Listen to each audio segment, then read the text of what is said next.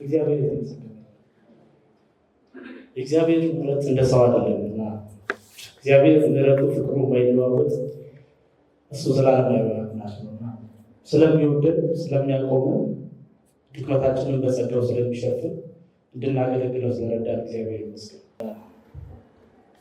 ዛሬ እውነተኛው አምልኮ በሚል በተከታታይ እግዚአብሔር ቢፈቅድ ቀኑ ቢሰጠን በ3 ሳምንታት የምንማረው ትምህርት ተዘጋጅቻለሁ።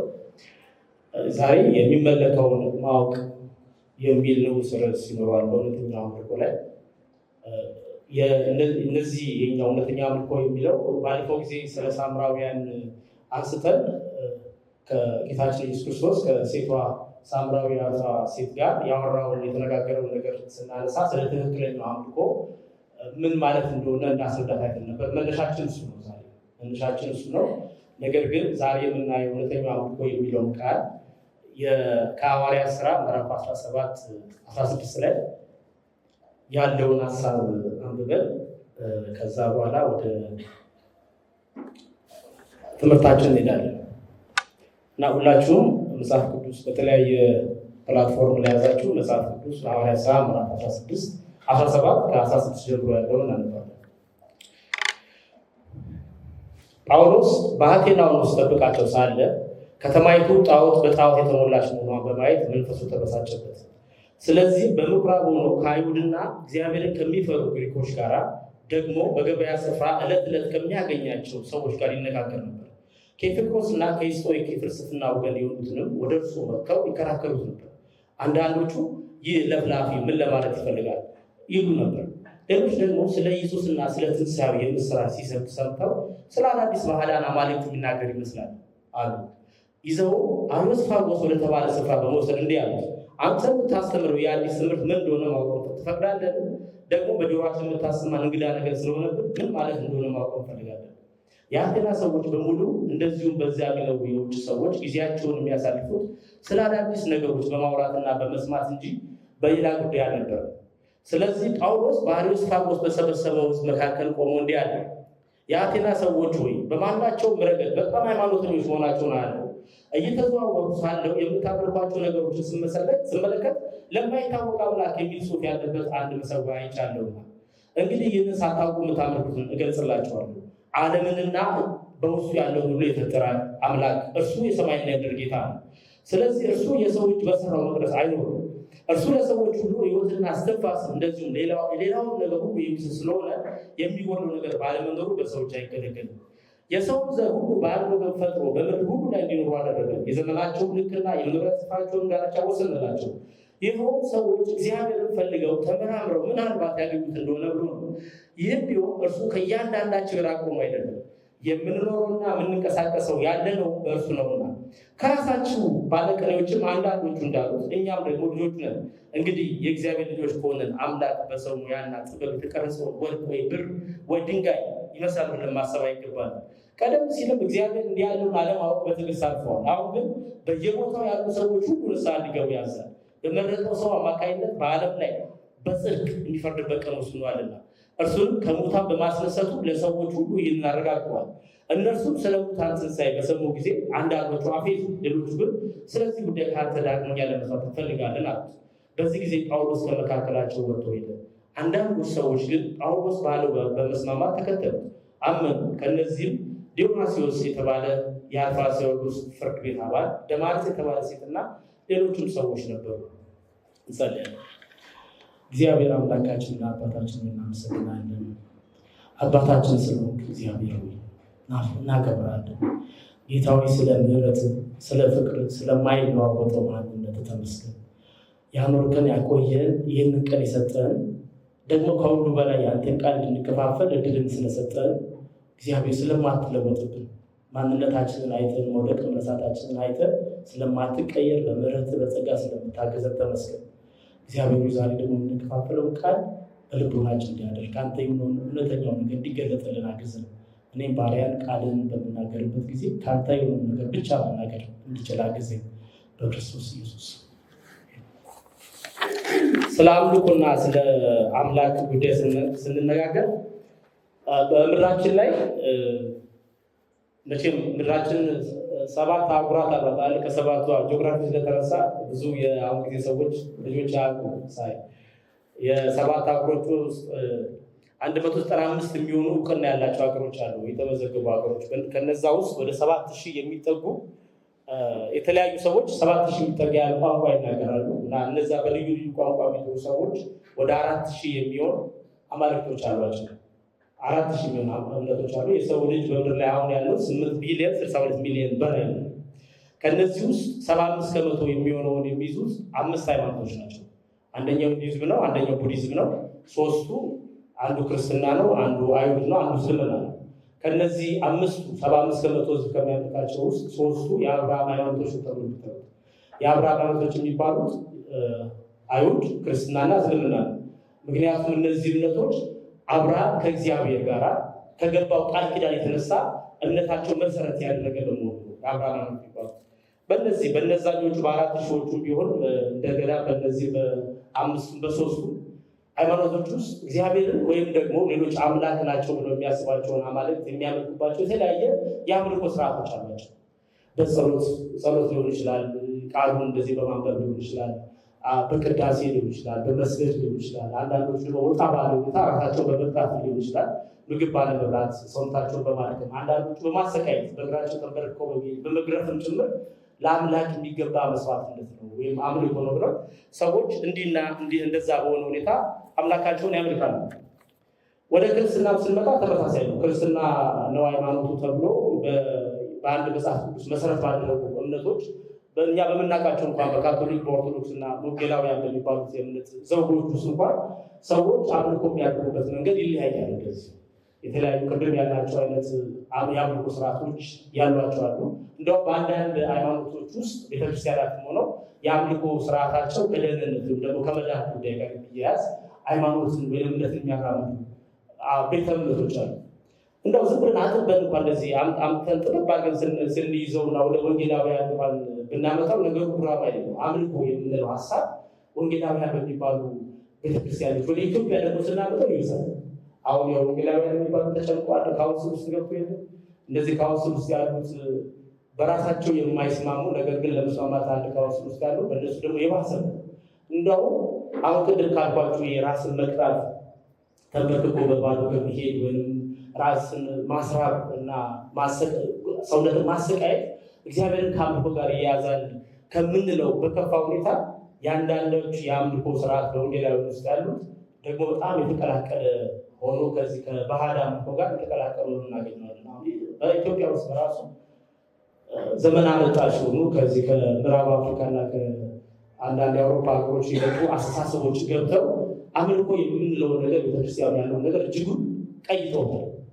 ለምሳሌ ናይጄሪያ ብትሄዱ ናይጄሪያ ውስጥ አብዛኛው የትራዲሽን ባህላዊ አምልኮ የሀገረኛ የሆነ የባህላዊ አምልኮ ወይም ባህል አምልኮ የምንለው ከሀገራንት ልምምድ ጋር የተያዘ አምልኮ ናቸው እና እነዚህ ሃይማኖት ሲያራምዱ እነዛ ወደ እንደዛ ቤት የሚሄዱ ሰዎች አሁን ኢትዮጵያ ውስጥ ጠንቋይ ቤት የሚሄዱ ሰዎች ማለት ነው ሲሄዱ ለጤንነት የሚሆን ለብልጽግና እንዲሆን ጠላትን ሊያባራቸው የሆኑ ጠላቶቻቸውን ሊቀንሱላቸው ሊያጠፉላቸው የሚችሉ ነገሮች ይሰጧቸዋል። እንደሚጠጣ ነገር፣ እንደሚቀባ፣ እንደሚታሰር፣ እንደሚለበስ፣ እንደሚረጭ ነገሩ የሆኑ ነገሮች ቁሳቁሶች ይሰጧቸው ይላሉ እና ያህንን ነው ናይጄሪያዎች ወንጌልን ሲቀበሉ ከክርስቶስ አምልኮ ጋር አያይዘው ዛሬ ወደ ኢትዮጵያ አጥተው ዘይት በመሸጥ ውሃ በመስጠት የሆነ በሚታሰር በአኖይንትድ ቲሸርት አኖይንትድ ምናምን እየተባለ የሚሰጠው ከሱ ጋር የተያዘ ነው።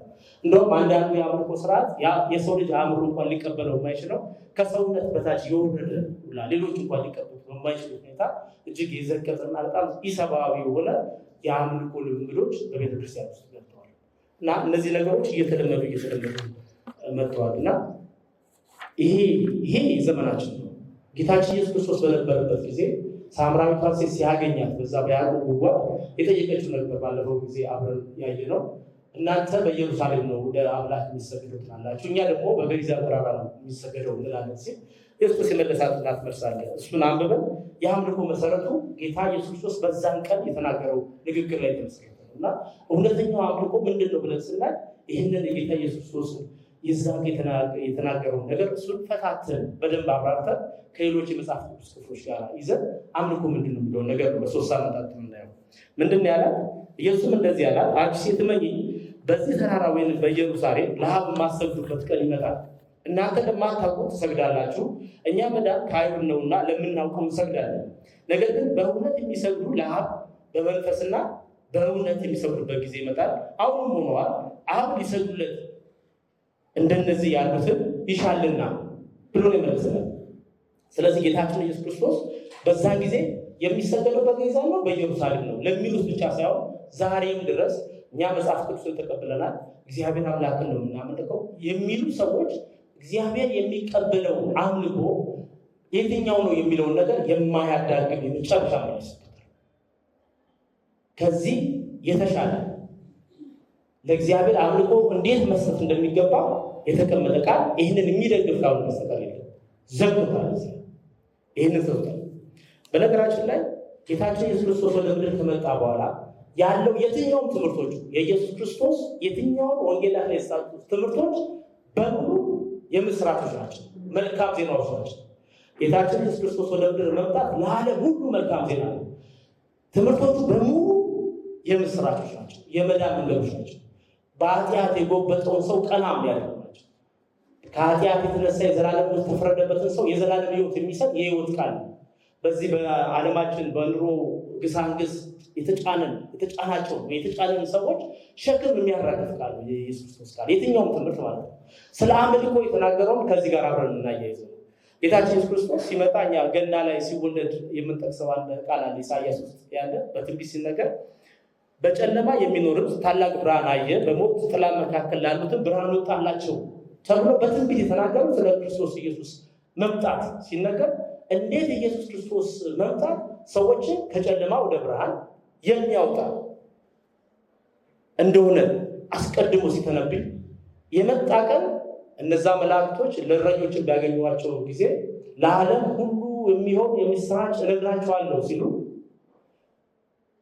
ዮሐንስ መጥምቁ ኢየሱስ ክርስቶስን ሲጠመቅ በዮርዳኖስ ሲያገኘው የዓለምን ኃጢአት የሚያስወግድ እግዚአብሔር በግ ብለው ያስተዋሉት እና ኢሳይያስም መላእክቱ ዮሐንስም ሌሎቹ ኢየሱስ ክርስቶስን ሲያስተዋውቁ ኢየሱስ አዳኝ ነው፣ ኢየሱስ ነፃ አውጪ ነው፣ ኢየሱስ ብርሃን ነው።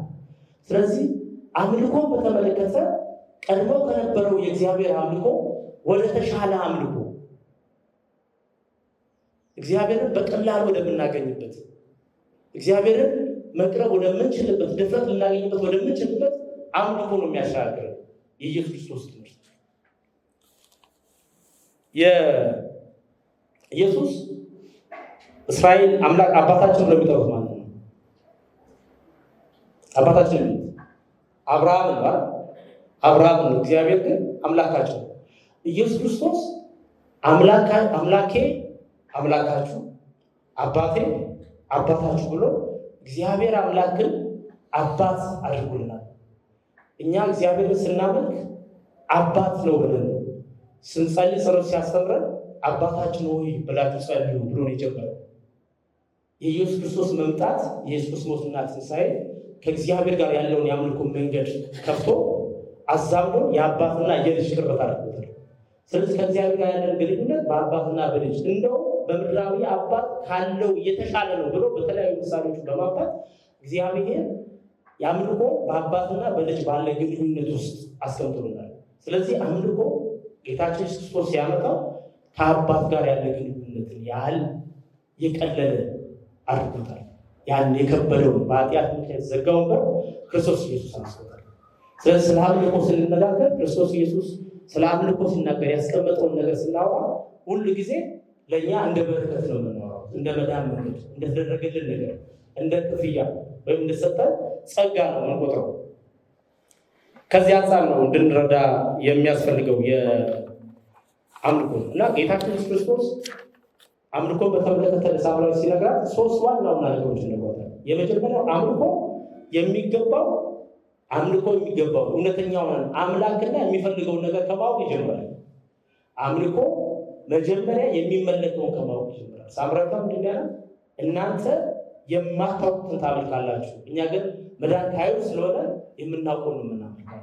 ለምንድን ነው ያሉት? ሳምራውያን የሚያመልኩት አምላክ እግዚአብሔር ነው። ምክንያቱም እነሱ የአብርሃም ልጆች ናቸው፣ የእስራኤላውያን ናቸው። ነገር ግን ሰማርያ ከተማ ውስጥ ከተደረገው ነገር የተነሳ አብዛኞቹ የባዕድ ሀገር ህዝቦች ጋር ተቀላቅለው ይኖሩ ነበር። ታሪኩ እንደምታስታውሱ ባለፈው እንደተናገረ። ስለዚህ ተጋብተውና ተዛምደው ይኖሩ ስለነበር አምላኮቻቸው ተቀላቅለው ነበር የሚኖሩት። ስለዚህ አንድ ሳምራዊት አንድ ሶርያዊን አግብታ ስትኖር የሳምራዊው የሶርያዊው የእሷንም አምላክ አብረው በገሪዛን ተራራ ላይ አምልኮ ነበር። ቅይጥ አምልኮ ነበር፣ ወይም በሰማርያ ውስጥ የተስፋፋ ቅይጥ አምልኮ ነበር። እስራኤላውያን በዚህ ባዕድ አምልኮ ውስጥ ገብተው ነበር። እነሱ ብቻ አይደለም፣ ከዛ በፊት ነገስታቶቻቸው የእግዚአብሔርን አምልኮና የባዕድን አምልኮ አንድ ላይ ያራምዱ ነበር። ለምሳሌ ከኤልዛቤት ጋር የተጋባው አክዓብ እሷ ያመጣችውን የባዕድ አምልኮ እንደገና እሱ ከሚያውቁ ከእግዚአብሔር አምልኮ ጋር አዛምዶ ያመልክ ነበር። ምንም አይመስላቸው ነበር። እንደውም ሲታመም የባዕድ አምልኮን ነው እንዴት እንደሚድን ለመጠየቅ ወታደሮች ይልክ የነበረው። ስለዚህ በሳምራውያን ውስጥ አምልኮ ተቀያይቶ ከእግዚአብሔርና የእግዚአብሔር አምልኮና የባዕድ አምልኮ አብሮ ተዋህዶ ነበር የሚለው። በነገራችን ላይ ይሄ ሲባል አንዳንዴ የዛ ዘመን በድንጋይ የተቀረጸ ምስል ስለነበረ ሰዎች የሚያመልኩ የተለያየ አምላክ መሆኑ አሁን ላለን ሰዎች እኛን የማይመለከት ነገር ልናስብ እንችላለን። ጌታ ኢየሱስ እግዚአብሔር ወደ ተስፋ ወደምትደረግላቸው ምድር አሁን ወደዚህ ወደ ከነዓን ሲመጡ የሰው ሀገር እንዲሁ ሲሄዱ ከሰጣቸው ትእዛዛት ውስጥ አንዱ ከባዕድ ሀገር ጎረቤቶቻቸው ካሉ ሰዎች ጋር በፍጹም አይነት ትዳር እንዳይመሰረቱ እንዳይጋቡ ነበር። እንዳይጋቡ የተከለከሉት በሰዎች መካከል ልዩነት ኖሮ ትዳር እንዳይመሰረት ሳይሆን ሰዎች በጋብቻ ምክንያት ሌላ አምልኮ ውስጥ እንዳይገቡ ለመከላከል። ዛሬ በክርስትና ውስጥ ያሉ ሰዎች ክርስቲያኖች ልጆች ክርስቲያኖች ናቸው፣ ክርስቲያኖች እንዲያገቡ ነው ፈልገው አይደል? እኛ በቤተክርስቲያን ክርስቲያን እንዲያገባ ነው ፈልገው። ህግም ባይሆን እውነቱ እሱ ነው።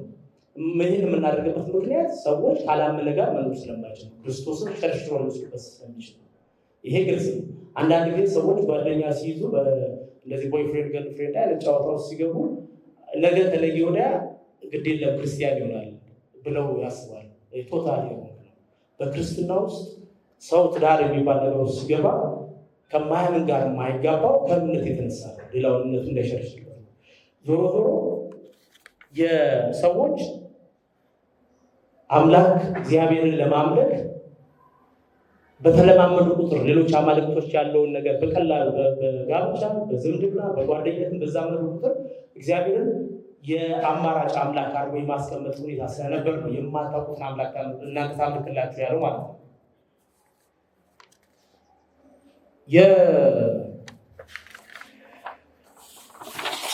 የእግዚአብሔርን አምልኮን በተመለከተ የእግዚአብሔር አቋም ግልጽ ነው። ለእስራኤል ከሰጣቸው ሕጎች 600 ምናምን ሕጎች ውስጥ ሰዎች አንስተው ይዟቸው 10ቱ ትእዛዛት የሚባሉ ሕጎች አሉ። ሁላችሁም እንደምታውቁት በእነዛ 10 ትእዛዛት ሕጎች ውስጥ ከ1 እስከ 3 ያለው ስለ እግዚአብሔር አምልኮ ነው የሚያወራው። እኔ አንድ ደስ የሚል ነገር ሄዶ የዛሬ ሳምንት ከቸርች በኋላ መጣችና ዳንስ ከ1 እስከ 10 ጥራለች። ምን ልትለኝ ነው ብዬ 9 አልኳት። 9ኛውን የ10 ትእዛዛት ሕግ ንገረኛለች እና ከ1 እስከ 10 ያለውን ሕግ እነ ክርስቲ እነ ገኒ እነ ሰላም እግዚአብሔር ይባርካችሁ ማለት በዚህ መልኩ ቀሎ ሕጉን የእግዚአብሔርን ሕግ ልጆች እንዲረዱ በማድረጋችሁ ማለት ነው። እና የእግዚአብሔርን ሕግ ስናው ያ ትእዛዛት ከ1 እስከ 3 ያለው ስለ አምልኮ ነው የሚያወራው። የመጀመሪያው ጌታ አምላክን ብቻ አምልክ ነው። ሁለተኛው የትኛው በሰማይም ሆነ በምድር ያለውን ምስል ወይም ቅርጽ እንደ አምላክ አድርገን እንዳትወስድ። ሶስተኛው የእግዚአብሔርን ስም አክብር፣ ስሙን በከንቱ አትጥራ። በዚህ እግዚአብሔር ቁርጠኛ ነው። በምንም አይነት ሁኔታ ሰዎች የመረጣቸው ሰዎች አምላካቸው ለመሆን የወሰነላቸው ሰዎች ሌላ አምልኮ ውስጥ ገብተው ተዘፍቀው ማየት አይደለም። የእግዚአብሔር ባህሪ ከሚቆይሉት ወደ ቁጣ ከሚወስዱት ወደ ፍርድ ከሚጋብዙት ባህሪዎች አንዱ ወይ ዋነኛ የእግዚአብሔር ሕዝብ ከሱ ውጭ ሌላ አማልክት አምልኮ ማየት ነው። እግዚአብሔር እንደ አማራጭ አምላክ መታየት አይፈልግም። አንደኛው ባህሪ ሰዎች በግድ ማወቅ ያለባቸው እኛም ማወቅ ያለብን እንደ አማራጭ አምላክ መታየት አይፈልግም። አንዳንድ ሰዎች ከችግር የተነሳ ይህንን ህመሜን ለመዳን ያልደረሱበት ቦታ የለም ይላሉ። ያልደረሱት ክርስቲያኖችም ሆነው እነዚህ ሐዋርያትና የፖስት ፕሮግራም ያገለግሉ ሰዎች ጋር ኑሯቸው ስለሆነ ቤተሰቦቻችን ስለሆነ እናውቃለን። እከሌ ጋ ሄጃለሁ ግን በፍጹም ልድን አልቻልኩም ይላሉ። አንዳንድ ሰዎች ጠበል ሄጄ ሞክሬያለሁ። እኔ አንድ የማውቃቸው ጓደኛዬ እናት አሉና ጠበል ይሄዳሉ፣ እንትና ጋ ይሄዳሉ፣ መድኃኒቱ ይሞክራሉ።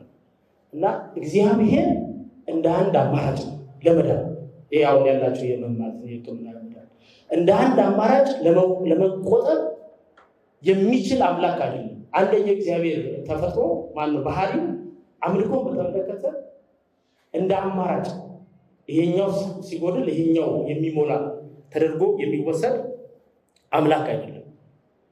በሌላ አባባል ያለን ግንኙነት ለምሳሌ ቅድም እንደተባባልነው ያለን አንተም በሃይማኖት አንቺም በሃይማኖትሽ ተብሎ የሚኖርበት ሃይማኖት አይደለም።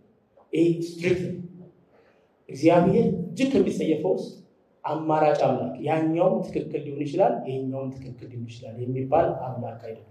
ይህንን እግዚአብሔርን ባህሪ ማወቅ ነው እግዚአብሔርን እንዴት ማምለክ እንደምንችል አንደኛው የሚያገኘው። ሁለተኛው እግዚአብሔር እንዴት እንደሚመለክ ማወቅ።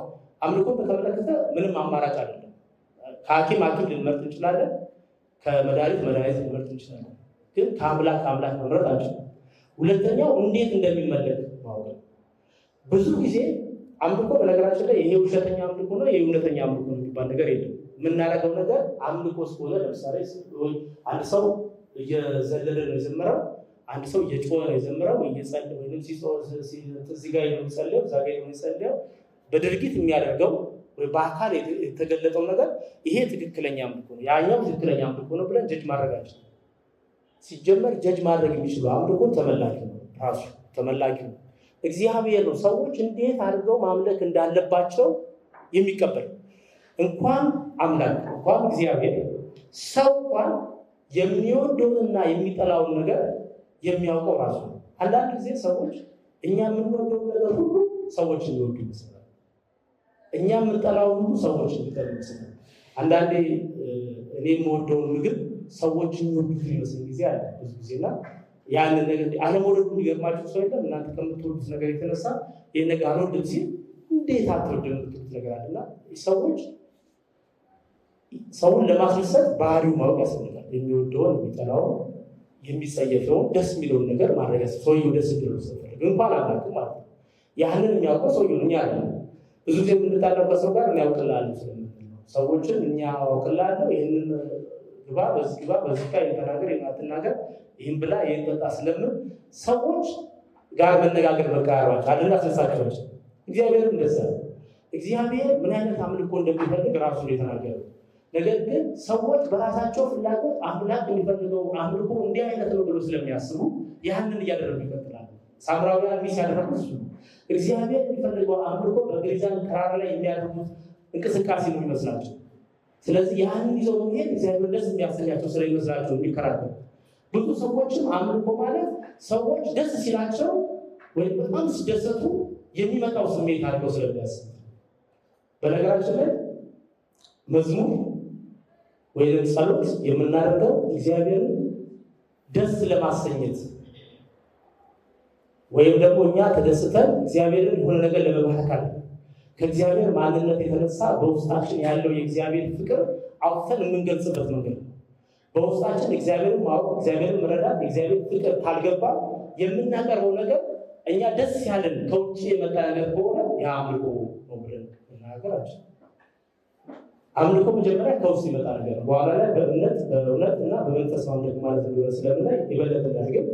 መዝሙር አንድ ሰው ስለዘመረ ወይም ስላሸበሸበ ወይም በጣም የሆነ ነገር ውስጥ ስለገባ አምልኮዋል ማለት ናቸው ይችላል። አንዳንድ ጊዜ መዝሙሮች ወደ አምልኮ የሚወስዱን የሚመስሉ ነገር ግን ስሜቶች ወደ ስሜት ሲወስዱን የምንሄድበት ጊዜ አንዳንድ ያለ ለምሳሌ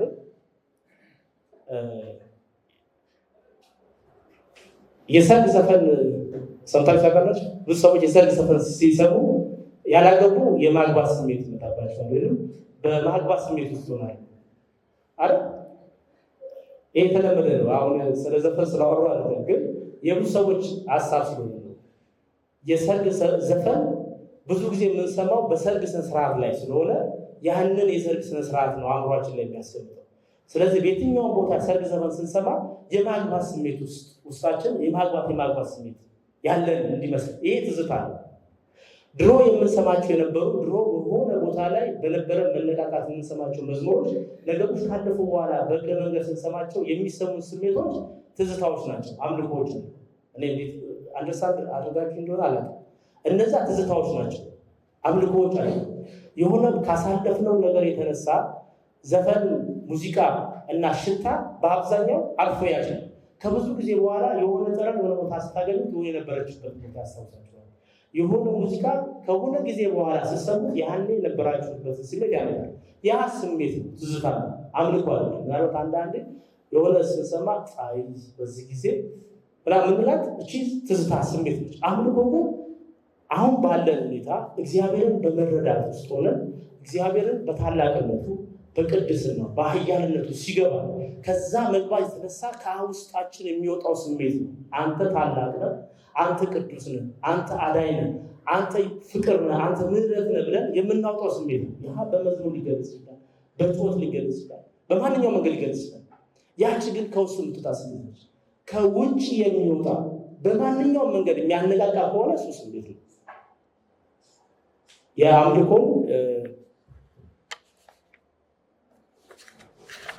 ከዚህ አንጻር ነው የምናየው። ከበድ ያለ ስለሆነ እኔ ራሴ የገባኝ እንዴት ባለ ሁኔታ እያስረዳኋችሁ እንደሆነ ትንሽ ለራሴ ይቸግረኛል። ግን ዞሮ ዞሮ አምልኮ ከውስጣችን የሚወጣ ስሜት ነው የሚለውን ነገር እንያዝ። ቅድም ያነበብነው ክፍል ላይ የጳውሎስ ክፍል ላይ የሐዋርያት ሥራ ምዕራፍ 6 ላይ ያለውን ሀሳብ እንድናይ የፈለኩበት አንዱ ምክንያት እግዚአብሔርን አውቀን ነው ወይ የምናመልከው? ገብቶን ነው ወይ የምናመልከው? የሚመለከውን አምላክ በእርግጥ ተረድተን ነው ወይ የምናመልከው የሚለውን ሀሳብ ለማስረዳት ይችላል ብዬ ነው። አሁን የማወራው ሀሳብ ትንሽ ጠንከር ያለ ስለሆነ ማስረዳበት ነገር አንዳንድ እያሰብኩ እየተቸገርኩ ስለሆነ ይቅርታ። ስለ ጳውሎስ እንሂድ። ነገሩ የበለጠ የሚያስረዳ ከሆነ አንዳንድ ብዙ በአምልኮ ብለን የምንወስዳቸው ነገሮች ከእግዚአብሔር ሀሳብና ከእግዚአብሔር ማንነት አንጻር ጋር ከኛ ከምናመጣው አምልኮ ጋር አንዳንዴ ይተላለፋሉ እና እግዚአብሔር የፈልገው ትክክለኛ አምልኮ የኛው ነው ወይስ ያኛው ነው የሚለውን ነገር ግራ የሚያጋባ ስለሆነ አሁንም በዘመናችን ያለው ቤተክርስቲያን በአብዛኛው ያለው የአምልኮ ስርዓት እግዚአብሔር ከሚፈልገውና እሱ ከሚፈልገው እንደ አምላክነቱ ከሚቀበለው የአምልኮ ስርዓት ጋር እጅጉን ልዩነት ስላላቸው በዚህኛው ክፍል ላይ በዚህ በሐዋርያት ሥራ ምዕራፍ 16 ላይ ጳውሎስ በተሰሎንቄ በፊልጵስዩስ እና በቤሪያ ነበር። ከዚህ በፊት አቴና ግሪክ ከመጣ ተሰሎንቄ በነበረ ጊዜ ጳውሎስ ተደብድቦ ታስሯል። ከሲላስ ጋር መከራ ተቀብሎ ነው የወጣው። የታሰረበት አንደኛው ምክንያት ጌታ ኢየሱስ ክርስቶስ አምላክ ነው ብሎ መስበኩ ምክንያት ጌታ ኢየሱስ እሱ ክርስቶስ ነው ከሞት ተነስቷል በመስበኩ ምክንያት ከሮም አገዛዝ ከአጼው ከቄሳር ውጭ ሌላ አምላክ ሌላ ንጉስ እንዳለ ሰብኳል ብለው ቀጥቅጠው አስረውታል። ከዛ ወጥቶ ወደ ቤሪያ ሄዷል። ከቤሪያ ቀጥሎ አንድ ሀገር ሄዶ እዛም ተቋሙ ሲነሳበት ነው ሲላስና ጢሞቴዎስ ወደ አቴና አድርሰው እነሱ የተመለሱት እና ሲጀምር እነሱን እየጠበቁ ሳለ የሚለው ጢሞቴዎስና ሲላስ ትተውት ለብቻው አቴና ከተማ ላይ ያለ እና አቴና ከተማ ላይ ጳውሎስ እዛ ተገኝቶ በነበረበት ከተማ አቴና በብዙ አማልክቶች የተከበበች ብዙ አማልክቶች ያሉባት ለነዛ አማልክት እያንዳንዳቸው ሐውልት የቆመለት ሐውልት ብቻ ሳይሆን ትልቅ ቤተ አምልኮ ያለበት ሰዎች ስለነዛ አማልክቶቻቸው ሲወያዩ የሚውሉበት ነገር ግን ዛች ውስጥ ደግሞ እንደ አንድ የአምልኮ ስፍራ ምኩራብ ያለበት ስፍራ ነው ያለው እና ጳውሎስ እግዚአብሔርን ከማወቁ እግዚአብሔር በውስጡ ካለው ብቸኛ የሚመለከው አምላክ እሱ ብቻ መሆኑ ከማወቁ የተነሳ ሌሎች አማልክቶች በዛ ከተማ ውስጥ በዚህ ደረጃ መመለካቸው ያበሳቸዋል፣ በጣም ያበሳቸዋል እና እሱ ለእግዚአብሔር ካለው መረዳት ካለው ፍቅር የተነሳ በዛ ከተማ ውስጥ በዚህ ደረጃ ሌሎች አማልክቶች እየተመለኩ ነግሰው ማየታቸው ከተማው ራሱ የጣዖት ከተማ መሆኑ ያበሳቸዋል። በነገራችን ላይ ግሪክ በጣዖት አምልኮ ያመጣቸው ተጽዕኖ ዛሬም ድረስ በዓለም ላይ አለ። ለምሳሌ ግሪኮች የዚህ የኦሎምፒያድ በሚባል አካባቢ የሚኖሩ 12 አማልክቶች አሉ፣ የሚታወቁ ግሪክ አማልክቶች። እነዚህ አማልክቶች ለተለያየ ለጉርጓድ፣ ለጦርነት፣ ለፍቅር፣ ለምናምን ተብሎ የተደረደሩ ናቸው።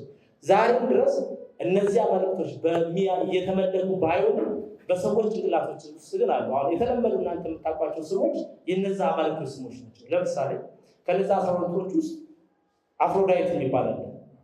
ባለፈው መጋቢ ካሳው ቆሮንቶስ ውስጥ አፍሮዳይት የፍቅር አምላክ ይባላል። አፍሮዳይት የሚባለው ታውቃላችሁ? እሱ አፍሮዳይት የግሪክ የፍቅር አምላክ ጣዖት ነች። ሄረስ የፍቅር አምላክ ሌላኛው ጣዖት ነው። ሄረስ ሲባል ጋዜጣ ተዘጋጅቷል። አፖሎ የአማልክት ስም የግሪክ አማልክት አንዱ አፖሎ ይባላል። ዙስ የሚባለው ደግሞ ዋነኛው አማልክት ነው። እነዚህ አማልክቶች በዛች ከተማ ውስጥ በተራራ ውስጥ የሚኖሩ የማይታዩ ኢሞርታል ግን በሕይወት አሉ ተብሎ ልጅ የሚወዱ ተብሎ የሚታሰቡ የእነሱን አማልክት ነው የሚያመልኩት።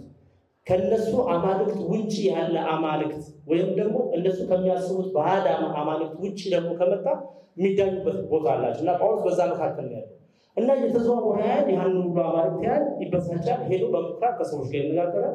ውጭ ሲወጣ በገበያ ስፍራ ካሉ ከግሪኮች ጋር ያወራል። ግን አይገባም።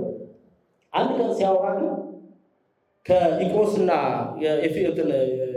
ኤፌቆሶስና ኢስቶይክ የሚባል እምነት ያላቸው ሰዎች ጋር ይገናኛል። እነዚህ ኤፌቆስ የሚባሉና ኢስቶይክ ኤፌቆስ የሚባሉት አማኞች የሰው ልጅ በመብላትና በመጠጣት ብቻ ተደስቶ መኖር አለበት ብሎ የሚያምኑ ናቸው እና ይሄ ከበርቻቻ ብላጠጣ አይነት ጨዋታ የሚጫወቱ አሁን በዘመናችን እንዳሉ ማለት ነው።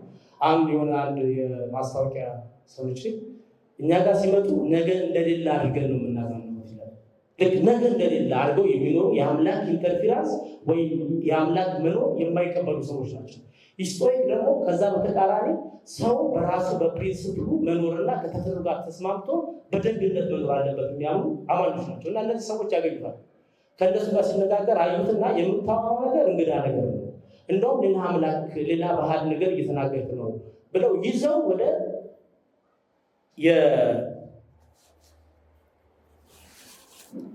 እዚህ ጋር ስሙ ጠፋው አሪስፓጎስ ወደ አሪስፓጎስ ማለት ከግሪክ አማልክት አንዱ ኤረስ የሚባለው አምላክ ሌላኛውን አማልክት ልጅ ገድሏል ብለው ተከሶ ፍርድ የተቀበለበት ቦታ ነው። አሪስፓጎስ ማለት የኤረስ ተራራ ማለት ተራራ እዛ ነው። አሪስፓጎስ የሚባለው ቦታ እንደው ጳውሎስ ያለበት ሁኔታ እንደታቆመ አሪስፓጎስ ያለበት ቦታ ማለት የዛ ፍርድ ይህንን እንደዚህ አይነት የአማልክቶች ክርክር የሚካሄድበት ቦታ ብቻ ሳይሆን ፍርድ የሚሰጥበት ቦታ ነው። ሰዎች የተለየ አመለካከት ወይም ባህዳን ነገር ይዘው ከመጡ እስከ ሞት የሚያደርስ ቅጣት የሚሰጥበት ቦታ ነው። በነገራችን ላይ የመጀመሪያው የፈላስፋ ሶቅራጥስ ግሪክ ውስጥ አዲስ አይነት ባህል አስለምዷል፣ ወጣቶችን አበላሽተዋል ብለው የሞት ፍርድ የፈረዱበት እንደነዚህ አይነት ሰዎች ናቸው እና ጳውሎስን እዛ ቦታ ላይ ወደ አሪስፓጎስ ይዘውት ሄዱ የሚለው ምናልባት ነቢዩ ያገዙኛል። እኔ ካነበብኩት መጽሐፍ ውስጥ ወደ አሪስፓጎስ ይዘውት ሄዱ ሲል እንደዚህ ይዘውት ና እንሂድ ብለው ሳይሆን ይዘውት ና ምናምን ብለው የሆነ አካል ነው ማለት ነው። በፍርድ ወንበር ላይ ሆኑት እና አሪስፓጎስ ላይ ሆኖ እነዚህ እዛ በአሪስፓጎስ መድረክ ላይ ሆኖ ጳውሎስ ለብቻው ነው ያለው። መጽሐፍ ሲጀምር ጳውሎስ ብቻውን ነበር። እነ ሲላስና እነ ጢሞቴዎስ እስኪመጡ ይጠብቅ ነበር። አሁን አንድ ከተማ ውስጥ ብዙ ጣዖታት የሚመለኩበት ቦታ ውስጥ ቆሞ በተለይም ደግሞ አሪስፓጎስ በፍርድ ወንበር ፊት ስለ አምላክ ለመናገር ቆመዋል። በዛች መካከል ላይ ጳውሎስ እነሱ ከሚያምኑት እምነት ውጪ እነሱን የሚሰድብ ወይም እነሱ የሚያምኑትን እምነት የሚያንቋሽ ነገር ከተናገረ ፍርድ ሊቀበል ነው ማለት ነው። እውነተኛውን አምላክ ለማስተዋወቅ የሚመለከውን አምላክ ለማስተዋወቅ ነው ጳውሎስ የቆመው እና በመጀመሪያ ነገር ያደረገው ነገር ምንድነው? እየተዘዋወርኩኝ ባየው ስዞር የአቴና ሰዎች ማናቸውም ረገድ በጣም ሃይማኖተኞች መሆናቸውን አየው። እየተዘዋወርኩ ሳለው የምታመልኳቸው ነገሮች ስመለከት ለማይታወቅ አምላክ የሚል ጽሑፍ ያለበት አንድ መሰዊያ አይቻለሁና እንግዲህ ይህንን ሳታውቁ የምታመልኩትን እገልጽላችኋለሁ አለ። ቅድም እንዳልኳቸው ኦሎምፒያድ በሚባል ተራራ ላይ ያሉ እነዛ 12 አማልክት አሉ። ከነዚህ አማልክቶች ውጪ እነሱ ሌላ ሰው ቢመጣ እና ከነዚህ አማልክቶች ውጪ የሚያመልክ ቢሆን ለማይታወቅ አምላክ ብለው ያስቀምጡት መሰዊያ አለ። ስለዚህ እዛ አሪስፓጎስ ላይ ሆኖ እሱ የሚናገረው ነገር ከተናገረው ነገር አንፃር እነሱን የሚያስቀይም ነገር ቢናገር በፍርድ ላይ ሊወድቅ ስለሚችል መጀመሪያ የመጣለት ሐሳብ የማይታወቀውን አምላክ የሚለውን የነሱን የራሳቸውን ጽሑፍ ይዞ የራሱን አምላክ ማስተዋወቅ ነው። ያንን ሲያስተዋውቅ ያ አምላክ ማን ነው? ያ አምላክ ጳውሎስ የሚያመልከው አምላክ ነው። ጳውሎስ ልክ እነሱ እንደሚሉት የማይታወቀውን አምላክ አስቀምጦ እንደሚያመልኩት ወይንም በድንጋይና በእንጨት ላይ በብረትና በወርቅ ላይ ተሰርቶ እንዳለው እንደነዚህ 12ቱ አማልክት ወይም ደግሞ ሌሎችንም አማልክት ሳይታወቁ ሳይታዩ የሚመለክ አምላክ ሳይሆን ራሱ ዓለማትን የፈጠረ አምላክ የሚያመልክ መሆኑን ለማሳየት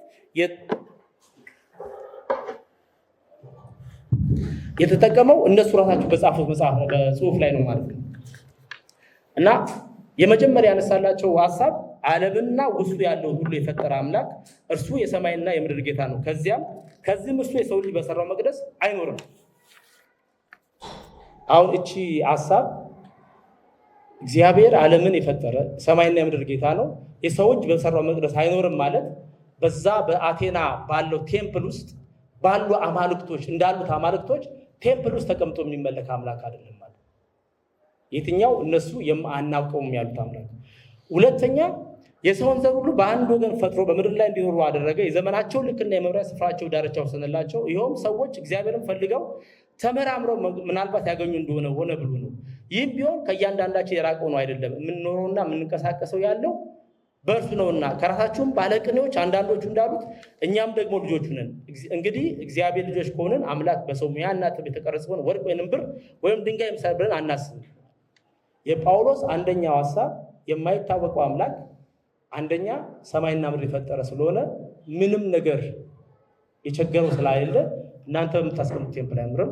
ሁለተኛ የእናንተ ባለቅኔዎች እንዳሉት የእናንተ ባለቅኔዎች እንደሚሉት እኛ የእነሱ ልጆች ነን፣ የአማልክት ልጆች ነን ብለው ስለሚናገሩ ነው። ልጆች ነው ስለሚሉ እንደራቸው ባላቸው ቃል ተነስቶ ስለዚህ እነሱ እኛ ልጆች ከሆንን እሱ በድንጋይና በእንጨት ወይንም በያ ነገር ሊቀረጽለት አይችልም አለ ማለት። እነዚህ ሁለቱ ሐሳቦች ከራሳቸው የተነሳ ስለዚህ አሪዮስፋጎስ ውስጥ ያሉ ሰዎች ጳውሎስ የሚናገረው ነገር እንግዳ ነገር አይደለም፣ እኛ ስለምንለው ነገር ነው ብለው ጆሮአቸው እንዲያቀና ሆነ ማለት ነው። ከዛ በኋላ እነዚህ ሁሉ ነገሮች መሆናቸው እግዚአብሔር ሰዎች በየቦታው ሲበትናቸው እሱን የመፈለግ ሐሳብ በውስጣቸው ስላስቀመጠ ነው። ምናልባት እግዚአብሔርን ያውቁ እንደሆነ ብሎ ነው አለ። ነገር ግን ይህንን ነገር ከዚህ በኋላ በትዕግስት የሚያልፍበት ጊዜ አብቅቷል። ካበቃ በኋላ ሌላ መንገድ ፈጥሯል አለ። እስካሁን ድረስ ያደረጉት ነገር ወይንም እነሱ እየሰሩት ያለው ነገር አሁንም እየተቃወማቸው አለ፣ እየነገራቸው ነው። ይህን ሁሉ ነገር ሰዎች ሲያደርጉ የቆዩት እግዚአብሔርን ምናልባት ያውቁ ብሎ ስለበተናቸው ነው። እነሱም በዚህ መንገድ የሄዱት እግዚአብሔር ያገኛሉ ተብሎ በሄዱበት መንገድ ነው። ይህን ግን ከዚህ በኋላ አይታገስም፣ አላገኙትም ማለት ነው። እግዚአብሔር ስላላገኙት አሁን ያለው ነገር እርሱ በመረጠው ሰው አማካይነት በዓለም ላይ በጽድቅ የሚፈርድበትን ቀን ወስኗልና እርሱንም ከሙታን በማስነሳቱ ለሰዎች ሁሉ ይህንን አረጋግጧል። ስለምንድን ነው ያወራቸው? ስለ ትንሣኤ ነው ያወራቸው። ጳውሎስ የሚያመልከው አምላክ በድንጋይ ተቀርጾ የሚቀመጥ በአንድ ቴምፕል ውስጥ የሚኖር ሳይሆን ሰማይና ምድር የፈጠረ ዓለም ሁሉ የእርሱ የሆነ በድንጋይና በሌሎች ነገሮች የሚቀረጽ አምላክ ያልሆነ ነገር ግን እግዚአብሔር ያ የማይታወቀው አምላክ እነሱ የማያውቁት አምላክ ግን ይሄ ሁሉ ነገር ሲሆን የሕዝብን ዳርቻ በተለያየ ቦታ ላይ በትኖ እግዚአብሔርን መሻት የአምላክን መሻት በውስጣቸው በመቀመጡ ምክንያት እነሱ ሲፈልጉ የኖሩት ነገር ስህተት በመሆኑ ይሄን ነገር ከዚህ በኋላ መታገስ ስለማይችል እናንተንም መታገስ አይችልም ስለማይችል በመረጠው ሰው በዙስ አይደለም፣ በአፎርዳይት አይደለም፣ ወይ በኤሪስ አይደለም፣ ወይ በኤዲፐስ አይደለም፣ በመረጠው ሰው አስነስቶ በዓለም ላይ ሊፈርድ እርሱን ከሞት አስነስቶታል ብሎ ጌታ ኢየሱስ ክርስቶስን ሰበከላቸው ማለት ነው። የሚመለከው አምላክ ፍላጎቱ ወይ ምርጫው በክርስቶስ ኢየሱስ ላይ የፈጸመ መሆኑን በዛች አሪዮስፋጎስ ውስጥ ባለ ፈራጆች መካከል ዳኞች መካከል እና በሚሰሙት ሕዝብ መካከል ቆሞ ለብቻው ማንም አጋዥ የክርስቶስ ተከታይ በሌለበት ጳውሎስ የሚያመልከውን አምላክ እውነተኛና የማዳን መንገዱን መሰከረ እና ይህም በመሆኑ ምክንያት ከሰሙት ውስጥ ከዳኞች ውስጥ አንደኛው ጌታን አመነ፣ የትንሣኤ ትምህርት ተከተለ፣ ወሰደ፣ ክርስቶስ ኢየሱስን አምኖ ተከተለው። ሌላኛውም ሴት ነበር እዛ የምትሰማው። ቢያንስ 2 ሰዎች ተከተሉት። ይህንን ያመጣሁላችሁ እንዴት አድርጌ ለመግለጽ እንደ አስረዳው አይገባኝም። እኔ በውስጤ በደንብ ይህን ነገር እንትን ያልኩት አይመስለኝም። ለምንድነው በዚህ በአሪዮስፋጎስ ውስጥ የተደረገው ክንውን እዛ ያሉት የዳኞች ሁኔታ የሰዎች ያማልክት አቀማመጥና ጳውሎስ ለብቻው ያንን ተጋፍቶ ክርስቶስን ጌታ በሰጠው ጥበብ እንዴት እንዳመጣው በጣም ለኔ እጅግ አስደናቂ ነው። ሰዎች ለማይታወቅ አምላክ ብለው መሰዊያ ባዘጋጁበት ቦታ ላይ ሰው ሌሎች አማልክትን በተለያየ አማራጭ ለፍቅር አምላክ፣ ለነጎድጓድ አምላክ፣ ለጦርነት አምላክ፣ ለመድኃኒት አምላክ፣ ለምናምን አምላክ እያሉ በሚያመልኩበት ቦታ ላይ ሆኖ እውነተኛው አምላክ በዛ ደረጃ ለሞትን ተጋፍጦ ብቻውን ሆኖ የሱ አምላክ የሚለውን ያረጋገጠው የነካውን የሚያውቀውን አምላክ ማስረዳት መቻሉ እጅግ ያስደንቀኛል። ያ አምላክ ሰዎች ሲፈልጉት የኖሩት በተለየ መንገድ ሲፈልጉት የኖሩት እሱ በማይፈልገው በማያገኙት መንገድ ሲፈልጉት ሲደክሙ የኖሩትን አምላክ ነገር ግን የመጨረሻው ጊዜ ሲደርስ እርሱ በመረጠው በጌታ በክርስቶስ ኢየሱስ አማካይነት እንዲያውቁት ያዘጋጀው መንገድ ያም መንገድ የእውነተኛውን አምላክ ማግኛ መንገድ ነው ብሎ መናገር ትልቅ ድፍረት ይጠይቃል። ድፍረት ብቻ አይደለም፣ የሚያመልከውን አምላክ ማወቅ፣ እሱን መተማመን፣ በሱ ላይ መደገፍ ይፈልጋል ማለት ነው። እንደዚህ አሁን እኛ በተመቻቸንበት ሁኔታ አይደለም እና ስለ እግዚአብሔር በዚህ ልክ ለመናገር እግዚአብሔርን በደንብ ማወቅ ያስፈልጋል፣ በደንብ ሊረዳ ያስፈልጋል። አምልኮ ማለት እሱ ነው። ይህንን በማድረጉ ምክንያት በዛ አካባቢ በአቴና ያሉ ሰዎች ላይ የሚታወቅ አምላክ፣ የሚያድነውን አምላክ፣ የሰማይና የምድር ፈጣሪ የሆነውን አምላክ፣ የመዳን መንገድ ያለውን አምላክ፣ የዘላለም ሕይወት ያለውን አምላክ እነዚህ ኤፊቆስና አንቲኮስ የሚባሉት እነዛ ዛሬ በልተ ዛሬ ጠጥተ ዛሬ ተደሰተ መሞት ነው ኑሮ ማለት ብለው የሚያስቡት ነፍስ የለም የዘላለም ሕይወት የለም ብለው የሚያስቡ ሰዎች በዚህም በኩል ኖ እንደሱ አይደለም፣ ራሽናል መደረግ አለበት፣ ደግ ሆነ በመኖር ለሰዎች ጥሩ ሆነ በመኖር ከተፈጥሮ ጋር በመስማማት እንደውም ሁሉ ነገር አምላክ ነው ብለው የሚያስቡ ሰዎች ሁሉ ነገር ደግ ነው፣ ደግ ሆኖ በመኖር ነው ኑሮ ብለው የሚያስቡ ሰዎች ከዛ ያለፈ የዘላለም ሕይወት የሚባል ነገር አለ፣ ነፍስ አለ፣ መዳን አለ፣ ትንሣኤ አለ ብሎ ክርስቶስ ኢየሱስን ሁለተኛ ትልቅ ከተማ በሆነችው ከሮም ቀጥሎ ግሪክን በሚያክል ሀገር ላይ በዳኞች ፊት ክርስቶስ ኢየሱስን ጳውሎስ መመስከሩ የሚያምነውን አምላክ እግዚአብሔርን የተረዳበትን ልክ ጥልቀት ነው የሚገልጸው። ለብቻው ቆሞ ማለት ነው። እሱም ዳነ፣ ጭራሽ አተረፈ፣ ተከታይ አገኘ። እግዚአብሔርን ባወቅነው መጠን በተረዳነው መጠን ሰዎች እጅግ ልቅ በሆኑበት እግዚአብሔርን በማያውቁበት ሁኔታ ውስጥ እንኳን ሆነን እግዚአብሔርን ለመግለጥ ድፍረት እናገኛለን። የምናመልከውን አምላክ እናውቀዋለን ወይስ አናውቀውም ነው ጥያቄው። ጳውሎስ አንዳንድ ጊዜ እግዚአብሔር እንዴት ነው የምናውቀው? የምናውቀውን አምላክ የምናውቀው ምንድን ነው ብለን ብንል ሁላችንም መልሱን እንመልሳለን። በእግዚአብሔር ቃል ነው የምናውቀው። ጳውሎስ እግዚአብሔርን ያወቀው በክርስቶስ ኢየሱስ ነው። ጳውሎስ የክርስቶስ ኢየሱስ አሳዳጅ ነበር። ኢየሱስ ክርስቶስን ሞትና ትንሣኤ የሚሰብኩትን ሰዎች የሚያስገድል የሚያስፈርድ ሰው ነበር። ግን ጌታ ኢየሱስ ክርስቶስ የተገለጠለት ጊዜ ጌታን ሲያውቅ በጌታ በኢየሱስ ክርስቶስ በኩል ነው እንደገና እግዚአብሔርን ያየው። የሚመለከውን አምላክ ያወቀው በኢየሱስ ክርስቶስ አማካኝነት። ከዛ በኋላ ቆርጦ ነው ማምለክ የጀመረው።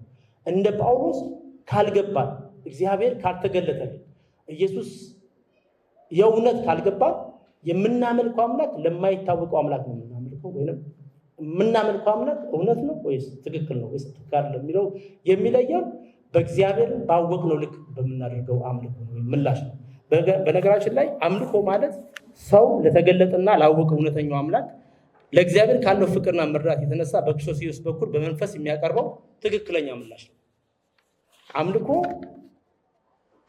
እግዚአብሔር ሊያደርግልን ስለምንፈልገው ወይንም ከኛ መሻት አንጻር የምናደርገው ሳይሆን እግዚአብሔርን ከማወቅ ከመረዳት ከተገለጠልን እውነት አንጻር እኛ የምንሰጠው ምላሽ ነው። ይህን ነገር የምናውቀው በኦዚያን የሚባል የእስራኤል ንጉሥ ነበርና እሱ በሞተበት አጋጣሚ ኢሳያስ በራእይ እግዚአብሔርን አየው። ይህን ታሪክ ሁላችሁም ታውቁታላችሁ። እና በራእይ እግዚአብሔርን አየውና እግዚአብሔር የተገለጠለት የእሱ አእምሮ በሚረዳው ልክ ነው። እና እግዚአብሔርን ከፍ ባለ ተራራ ውስጥ አለና በዙሪያው ንጉሥ ዖዝያን በሞተበት ዓመት እግዚአብሔርን ከፍ ባለና በከበረ ዙፋን ላይ ተቀምጦ አየሁት። የልብሱም ዘርፍ ቤተ መቅደሱ ሞልቶት ነበር። ሱራፌልም ከእርሱ በላይ ቆሞ ነበር። እያንዳንዳቸውም 6 ክንፍ ነበራቸው። በሁለት ክንፍ ፊታቸውን ይሸፍኑ ነበር፣ በሁለት ክንፍ እግራቸውን ይሸፍኑ ነበር፣ በሁለቱም ክንፍ ይበሩ ነበር። እርስ በርሳቸው በመቀባበል ቅዱስ ቅዱስ ቅዱስ የሠራዊት ጌታ እግዚአብሔር፣ ምድር ሁሉ በክብሩ ተሞልታለች ይሉ ነበር። ከድምፃቸው ጩኸት የተነሳ የመድረኩ መሰረት ተናወጠ፣ ቤተ መቅደሱም በጢስ ተሞላ። እኔም ከንፈሮቼ የረከሰብኝ ሰው ነኝ፣ የምኖረው ከንፈሮቻቸው በረከሱበት ሕዝብ መካከል ነው። ዓይኖቼም ንጉሡን የሠራዊት ጌታ እግዚአብሔር አይተዋልና ጠፍቻለሁ፣ ወዮልኛል። ከዚያም ከሱራፌል አንዱ ከመሠዊያው ላይ እሳት ፍም በቁጠት ሰዶ ወስዶ ወደ እኔ እየበረረ መጣ። አፌን በእሳቱ ነክቶ እነሆ ይህ ከንፈሮችን ነክቷል፣ በደል ተወግዶልሃል፣ ኃጢአትም ተሰርዮልሃል አለኝ። ከዚያም የጌታ ድምፅ ማን እልካለሁ? ማንስ ይሄድልናል ሲል ሰማሁት። እኔም እነሆኝ እኔን ላከኝ አልኩኝ። እርሱም እንዲህ አለኝ፣ ወደ ሕዝብ ሂድ። ኢሳይያስ እግዚአብሔርን የሚያገለግል ነቢይ ነው፣ እግዚአብሔርን ያውቃል። ነገር ግን አንድ ቀን እንዲህ ያለውን የእግዚአብሔርን ክብር በራእይ አየ። ለራሱ ጭንቅላት በሚገባው መልኩ ነው ያየው እና ሲያይ ለካ እግዚአብሔርን አያውቀውም፣ እንደ እግዚአብሔርነቱ ለካ አያውቀውም እና አይቶ ከንፈሮቼ የረከሱ ናቸው፣ የምኖረውም ከንፈሮቹ በረከሱበት ሕዝቦች መካከል ነው አለ። ስለ እግዚአብሔር የሚያወሩት ወይም የሚናገሩት ነገር ስህተት ነው፣ ወይም ለእግዚአብሔር ያላቸው እይታ ስህተት ነው። ስለ ኃያልነቱ፣ ስለ ግርማው፣ ስለ ትልቅነቱ ያላቸው እይታ ስህተት ነው። ከዚህ ላይ ጠፍቻለሁ ወዮልኛል። እግዚአብሔር በዚህ ክብር ነው ወይ? እንዲህ ነው ወይ እግዚአብሔር? በኋላ ላይ ከንፈሩ ተዳሶ ከዳነ በኋላ ማን ነው ታዲያ ወደ ሕዝብ የሚላክልኝ ሲል እኔ ላከኝ። ምላሽ አምልኮ ማለት እግዚአብሔር ሲገለጥልን የምንሰጠው እውነተኛው ምላሽ ነው፣ በፍቅር የምንሰጠው ምላሽ ነው። አምልኮ ይሄ በአካል ኤክሰርሳይዝ የምናደርገው ነገር አለ። እግዚአብሔር ሲገለጥ የምንሰጠው ምላሽ ነው። እግዚአብሔር አሁን የሚገለጥልን በምንድን ነው? ወደዚህ ሀሳብ ስመጣ እግዚአብሔር በቃሉ ነው የሚገለጸው አይደል? በቃሉ እንዴት ነው የሚገለጸው? የእግዚአብሔርን ቃል በማጥናት እንዲህ ያለ ስብከትን በመስማት ወይም በመማር ነው። ብዙ ጊዜ ግን የእግዚአብሔርን ቃል የምናጠናበት መንገድ እግዚአብሔርን የማይገልጥልን ወይም ደግሞ ክርስቶስን የማያነሳ ወይም ሕይወታችንን የማይቀይርበት ሆኖ ይገኛል። ብዙ ጊዜ እንደ እውነቱን ለመነጋገር ማለት ነው። አንዳንድ ጊዜ መጽሐፍ ቅዱስ የምናጠናበት መንገድ እኔ ራሴን የምታዘብበትን መንገድ ልንገራችሁ። በድሮ በጉርምስና በነበርኩበት ጊዜ መጽሐፍ ቅዱስን ከኦርቶዶክስ ጋር ለመከራከር ነበር ማለት ነው በአብዛኛው እና የሰፈራችን የሐሙስና የማክሰኞ ጉባኤዎች ነበሩ፣ የኦርቶዶክስ ጉባኤዎች እና አሁን በጣም ትልቅ ደረጃ ላይ የደረሰ የኦርቶዶክስ ቄስ አሉ። በጣም ትልቅ ደረጃ ደርሰዋል። ያኔ መነሻቸው እኛ ሰፈር ነበር አዲስ ከተማ እና እድሜ ልኬን ሮሜ 8:34ን እንደተሸከምኩ መጽሐፍ ቅዱስ ላይ ክርስቶስ አማላጅ መሆኑን ለማሳየት የማሮጠው የማልፈነቅለው ድንጋይ የለም። ሁሌ የማነበው በቃ የዚህ ማርያም እንደማታማልድ ለማሳየት ክርስቶስ ኢየሱስ አማላጅ ነው፣ ኢየሱስ ጌታ ነው ለማለት ደፋ ቀና። የህይወት ለውጥ የለውም። መጽሐፍ ቅዱስን የምናነብበት መንገድ ህይወታችን ይቀይራል ወይ አይቀይርም? አንዳንድ ጊዜ መጽሐፍ ቅዱስን አሁን እንኳን ከእንትን ካልኩ በኋላ ከስብከት አንጻር ሳየው ራሴን እታዘባለሁ። ከማዘጋጀው ከመሄድበት ስብከት አንጻር ወይ እንዲያምርልኝ ወይም ደግሞ እንዳይው አድርጌ መጽሐፍ ቅዱስን ካየሁት ሚስ እንዳረኩት ፊል አደርጋለሁ። መጽሐፍ ቅዱስን ከህይወት ለውጥ አንጻር፣ ካገኘነው ነገር አንጻር፣ ከነካን ነገር አንጻር፣ እግዚአብሔርን ከገለጠልን አንጻር ነው መጽሐፍ ቅዱስን መረዳት ያለብን። የምንሰብከውም ነገር የምንናገረውም ነገር ያንን ከተረዳን በኋላ ነው። ይሄ መጽሐፍ ቅዱስ አንድ ውጭ ሀገር ሰባኪዎች አሉ፣ የክራይ ሰባኪዎች። ማነው ሲያወራ የሰማሁት? ፊነራል ቀብር በሚኖርበት ጊዜ እስቲ ለቀብር የሚሆን ስብከት ስበክልኝ ተብሎ የመጡ ሰዎች ማለት ነው። ዚያር ኖት ክርስቲያንስ በት ስኮላርስ ናቸው፣ የመጽሐፍ ቅዱስ ስኮላርስ ናቸው። ስብከት ላይ ቀብር ላይ ሰው እንዴት እንደሚጽናና መጽሐፍ ቅዱስ ክፍሎችን ጠቅሰው ማስረዳት የሚችሉ ሰዎች ናቸው። እነዚህ ሰዎች እግዚአብሔር ሊያሳዩ አይችሉም። እነዚህ ለእውቀት ነው የሚማሩት። አንዳንዴ መጽሐፍ ቅዱስን ለእውቀት ለዚህ ለኬሪየር የምንማረው ከሆነ ሚስ እናደርጋለን። መጽሐፍ ቅዱስን ለህይወት የእግዚአብሔርን ቃል ለህይወት፣ ለጽሞና፣ ለለውጥ ሲቀይር ነው እግዚአብሔርን አወቅን የምንለው። የምናመልከውም ከዛ አንጻር ነው። አምልኮ የተረዳነውን አምላክ የምንሰጠው ምላሽ ነው። አንድ ጊዜ ለሀከ ቤት መጥቶ ነበር እና ከልጆቼ አንደኛዋ አሁን በኋላ ላይ እንዳልጨውብኝ አንደኛዋ አንድ ጊዜ ምን አለች? ቸርች ጊዜ የመጣን ሰሞን መጀመሪያ በጣም ልጆች ሆነን እዚህ ብንመጣ ኖሮ ዛሬ እነንትና የሚያውቁትን የእግዚአብሔርን ቃል እውቀት ይኖረን ነበር አለች።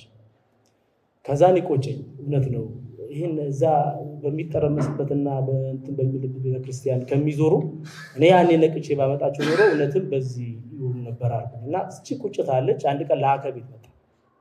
ለአከ መጣና ነገርኩት። ይሄንን እዚህ ነው የነገርኩት። መጀመሪያ ነገርኩት ይሄንን ነገር ነግሬው፣ ከዛ ተገርሞ ሄደ። ቤት መጣ። ማን ነበረች እንደዚህ ያለች ምናምን አለኝ እና ነገርኩት። ጠራት። ምን አላት? እግዚአብሔርን አሁን የተገለጠልሽ ስለ ኢየሱስ አሁን ያለሽ ዕውቀት እሱን ለጓደኞችሽ ነገር ያለ ትምህርት ቤት ካሉ ጓደኞች ጋር ክርስቲያኖች ከሆኑ ጋር ካልሆኑም ጋር እሱን አውሪ። የገባሽን ኢየሱስ ያወቅሽው የተገለጠልሽ ነው።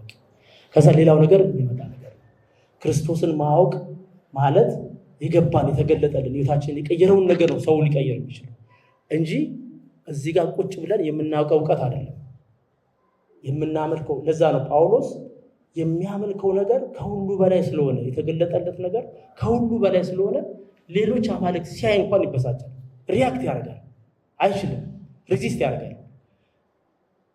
አንዳንድ እኮ ተመሳሳይ እናገኘዋለን ከተለያዩ አምልኮዎች ጋር ራሳችንን አዳብለን ምንም አይ ችግር የለውም ብለን ስንመጣ የመረዳታችን ልክ ነው የሚገልጸው።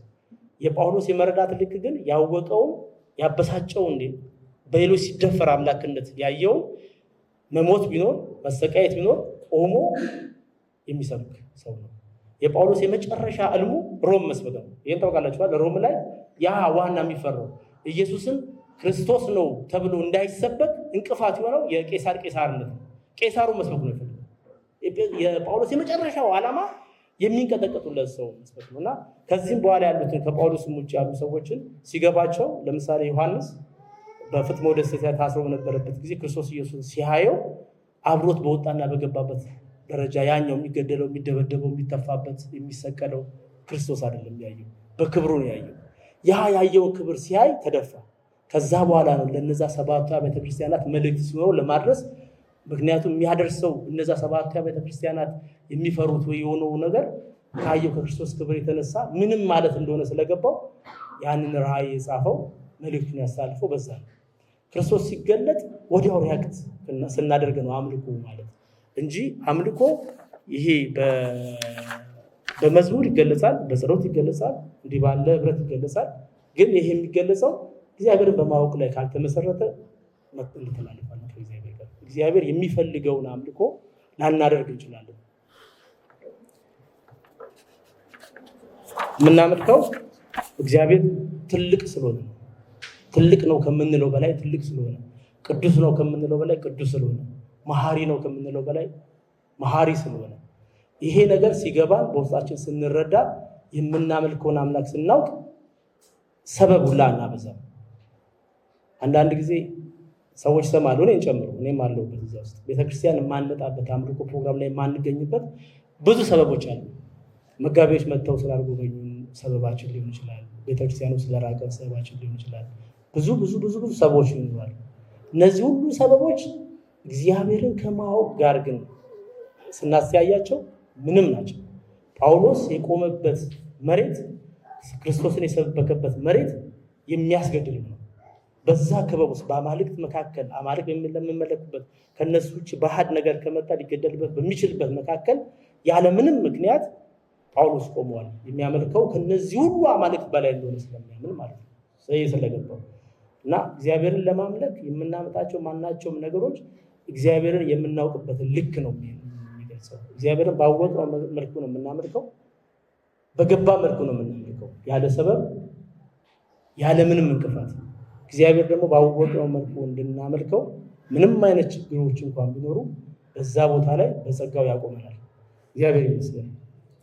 እንጸልያለን።